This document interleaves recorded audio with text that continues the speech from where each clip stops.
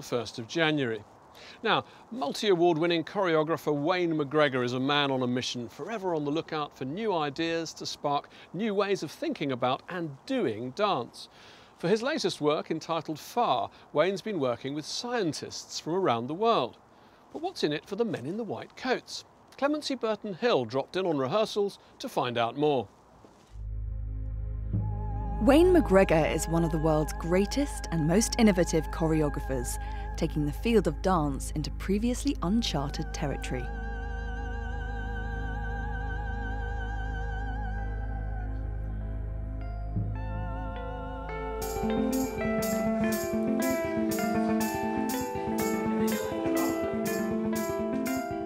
His new project, Far, is set to be his most groundbreaking work to date.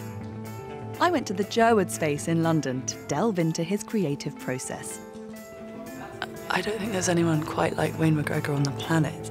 I literally cannot think of anyone else in the dance world who'd be making this happen. I mean, it looks pretty much like an ordinary dance rehearsal, but what you don't realise is it's also cutting-edge science. What's the first action? Are you going like that or are you going like that? Resident choreographer at the Royal Ballet, it's with his own company, Wayne McGregor Random Dance, that he's been involved in one of the most unusual collaborations in the history of choreography. 10 years ago, we did a range of conversations with cognitive scientists. And it was really funny at the time because I didn't know anything about cognitive science whatsoever. And I had this idea that it would be interesting just to disrupt the messages in the brain to the body to see what would happen if you could try and make somebody discoordinated or uncoordinated. And, you know, that's obviously the antithesis of what you normally do in choreography because it's body perfect, body beautiful.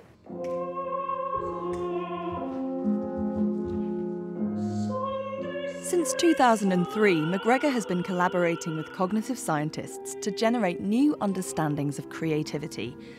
While scientists have studied the visual arts, very little work has been done in the field of dance. Had you had any experience with contemporary dance before you started this collaboration? I wasn't interested in dance at all, actually, and the first few experiences were really quite, not stressful, but intriguing. What I realised almost instantly was that I had absolutely no idea what Wayne was doing. Today I want to do a task that takes an acoustic image and moves it into a visual image, and that we then work from that kind of choreographically, right? And to do that, we need One of the key ways the company devises movement is through tasks. Wayne sets problems which they have to solve. Yeah, I was just doing this to practice. Yeah, okay, right, so just find a spot and we'll just have a The dancers are required to generate masses of material themselves. In terms of your own creative process, it's very unique. I mean, people think of choreographers and they might think of, you know, one single visionary, whereas here you're really allowing your company to become such an integral part of that process. I mean, I've been making choreography nearly 20 years, and so I've been in a lot of studios and seen a lot of dancers, and you do get bored of yourself, you know, in a way. You know, what's exciting is about this collaboration with dancers where they bring you something new and you can see it. It sounds exhausting, the fact that you have to generate so much material yourself. I find it much more satisfying. I think most of us here certainly get a kind of big thrill out of that part, because that's the part that really brings us into it as kind of artists and collaborators as well. It's really hard sometimes. I mean, I won't lie, you do get stuck and you feel like, oh my gosh, I have no idea what I'm doing right now. Dr. Phil Barnard has developed an innovative way of helping the dancers when they get blocked. Far marks the first time the company have tried out these techniques. My particular interest happens to be depression and understanding how depressive thinking works. And as most people know, depressive people tend to think about the same bad idea over and over and over again. And so finding ways of breaking that mental habit is, in some sense, what I do in my day job. And in this case, finding ways of breaking the habits that lead to repetitive movement structures is the same kind of problem. Creating new movement is much more than instinct. Before the body can even move, the brain has to generate imagery. I didn't really know until working with these cognitive scientists that there are lots of different types of image. You know, you can get a visual image, which you all know what that is, but we can also build acoustic images. Phil Barnard's theory supposes that there are primarily 3 different types of image, each created through a different mental loop. One loop creates verbal or auditory imagery, what we hear in our head.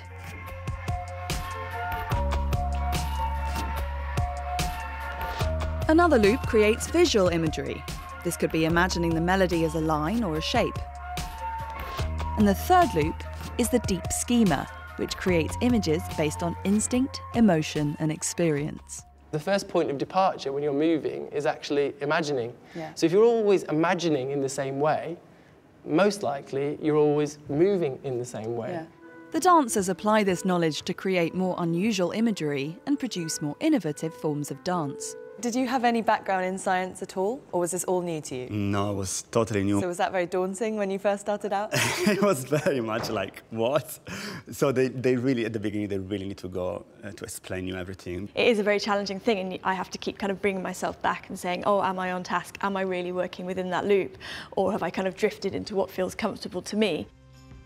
The science is radically transforming the way the company work, but it's a two-way process.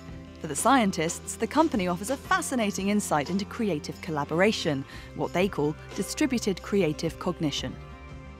One way of looking at distributed creative cognition is to see it as a process by which many people together produce a creative output that no one could do by themselves. Professor David Kirsch is systematically recording and mapping the entire process. It will be the largest archival record of the creation of a work of art. So what are the wider implications for distributed creative cognition? Everybody right now in the 21st century is oriented toward innovation and creativity as never before.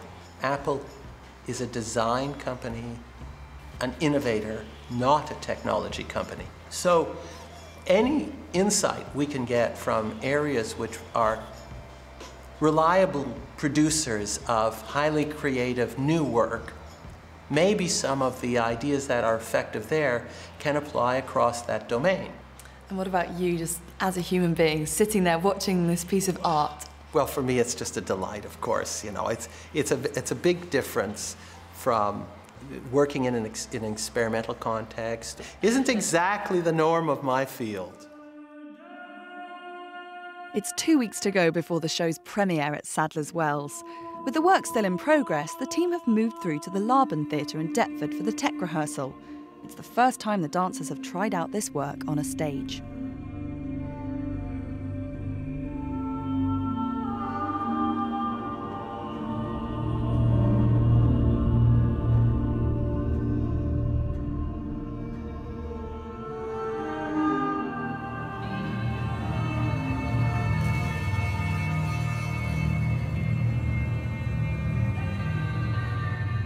Wayne pushes so hard at the boundaries of what the human body's capable of that at times these dancers almost don't even look human, they're almost alien. And yet it's incredibly moving to watch. I think through this very rational, very scientific process, Wayne is ultimately just striving to understand what it is to be human. It's beautiful.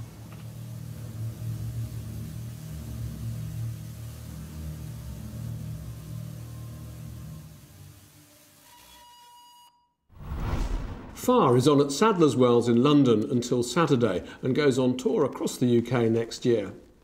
Now, for this week's Route Around the Archives, comedian Miranda Hart has picked out some of her favourite sketches by the comics who've made her laugh and inspired her to make others laugh.